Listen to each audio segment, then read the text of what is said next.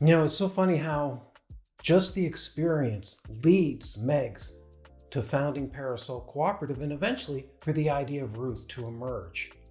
See, some AI startups, they're chasing unicorns, billion-dollar exits. That's a business and it's totally good.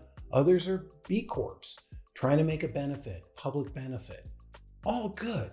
But how many have not only the courage to do a nonprofit, but to become a trusted guardian for digital safety?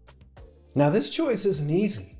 When you become a nonprofit, you're automatically giving up the big payday in a way there really shouldn't be an exit. Salaries are going to be a little bit lower.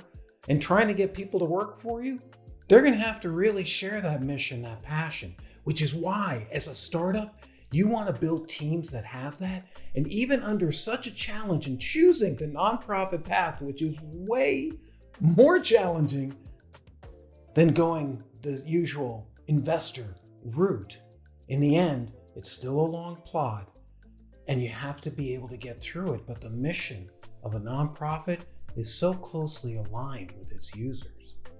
And it's precisely this structure that makes Ruth such a great fit for its mission. There's such a spectrum of problems that Ruth helps solve, and it's so challenging. And if I'm like creating money for a profit company, Yeah. it would be hard. It would be a different role to raise software and funding. I guess what I'm trying to get to is that the obstacles you're getting to actually do this as a 501c3, which so aligns with its mission, but the not only the cost, but just the adaptations you're going to have to make from not doing it like the traditional VC way. Does that make sense?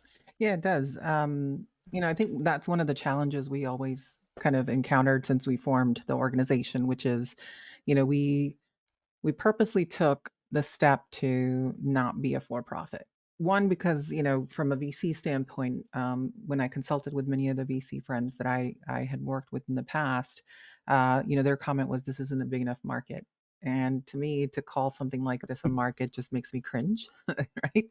Um, Right. but at the same time, from a for-profit standpoint, that's what VCs look for, right? Is the profitability and what they can get out of it. And also from a VC angle, having been in startups and advised startups, a lot of times you lose control of the mission at hand, right? When you have VCs involved, because obviously their point of view, depending on how much money they've given you, may outweigh some of the stuff that the organization leaders might be doing. So one of the reasons we kind of didn't go down the for-profit route was that. But the most important reason we went down 501c3 is I wanted to actually show people that tech can be affordable. Tech can be something that's accessible and solve real world problems in a way that is not going to break the bank. And I think with the team we have and the work that we've been doing, the research and the time that we spent doing that research was critical because that allowed us to better understand how we were going to proceed with this. So the 501c3 really does help us to stay true to why we started the organization and continue to build out those types of tools and technologies that can really help individuals. So it was really more of a labor of love, so to speak, that it started out as, and it's a Yeah, yeah. passion of mine to be using tech in any way I can. And so to combine the two of protecting people and technology, it just made complete sense. What sparked the idea of Ruth? Where was the first conversation, the growing through this that led you to where I could meet you at TechCrunch just a few month ago? So the organization that we started is actually the Parasol Cooperative. And, I'm one of the original founders of the Parasol Cooperative. I've been in the tech industry for over, 20 plus years and largely focused on data analytics and digital apps and things. So, been in this space for quite some time, both in large enterprises as well as small ones. And so, my history with the organization is really where my personal experiences from my childhood, as well as my professional experiences through education and work, really kind of collided when the lockdowns occurred. I think one of the first things that came to mind was, how are these people going to keep themselves safe at home?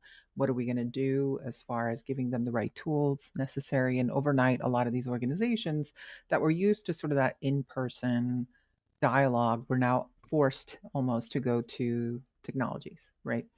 And so the organization started out as a 501(c)(3) with a mission to protect lives through technology.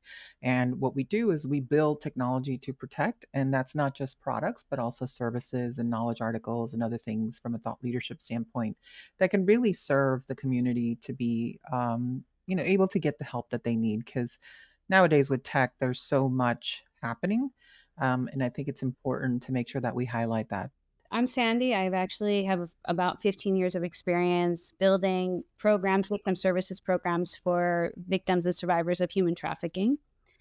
And so when I came onto Parasol Cooperative just in March this year, it was just a fantastic opportunity to merge my interest in technology and everything that I've seen in the world of human trafficking over 15 years, and how technology and emerging technology was really used to exploit people and also used to assist people as well.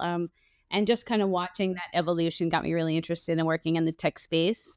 So I absolutely love what Parasol Cooperative is doing, because we are actually building really human centered products. Our apps that Ruth, that we're going to talk about, it's built from the perspective of people who would use it, for the people who would use it, and so I think it's just amazing. So Yeah.